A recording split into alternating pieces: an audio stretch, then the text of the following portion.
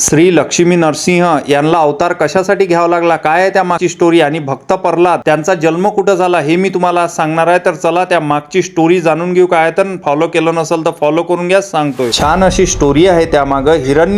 हिरण्यकश्यपांनी जेव्हा वरदान घेतलं श्रीहरी विष्णूंकडून, तेव्हा वरदान असं घेतलं की मी कशानंच मरणार नाही, ना शस्त्रानं नाही, अस्त्रानं नाही, घरात नाही, बाहेर नाही, असं त्यांनी वरदान देवाकडून घेतलं। आणि वरदान घेतल्यानंतर पृथ्वीवरचा जो छळ आहे हिरण्यकश्यपचा तो वाढायला लागला दिवसेंदिवस आणि खूप लोकांना असा त्रास द्यायला लागला। आणि जेव्हा असा त्रास वाढत गेला त्यावेळेस त्यांच्या घरीच भक्त प्रल्हाद जन्माला आले। जन्माला आल्यानंतर ते एवढी श्रीहरी विष्णूंचं नामस्मरण करत होते की दिवस रात्र नामस्मरण, आणि घरात कुठं पण नामस्मरण करत होते। तर हे हिरण्यकश्यपला काही चांगलं वाटत नव्हतं, कारण की तो खिलाफ होता की देवाचंच नामस्मरण जर कोण केलं तर त्याला डायरेक्ट जाग्यावरच मारून टाकत होता, असं त्याचा छळ चालत होता। आणि स्वतःचा मुलगा असला तरी त्यानं तोही नियम त्या स्वतःच्या मुलावर लागू केला। स्वतःच्या मुलाला पण उकळत्या तेलाच्या कढईत टाकलं आणि त्यातून पण त्यांना हे केलं, त्यातून पण ते वाचले भक्त प्रल्हाद। आणि मग नंतर मोठ्या खाईत पण त्यांना दोरीनं बांधून खाली फेकलं। आणि जे आपण होळी दहन करतो,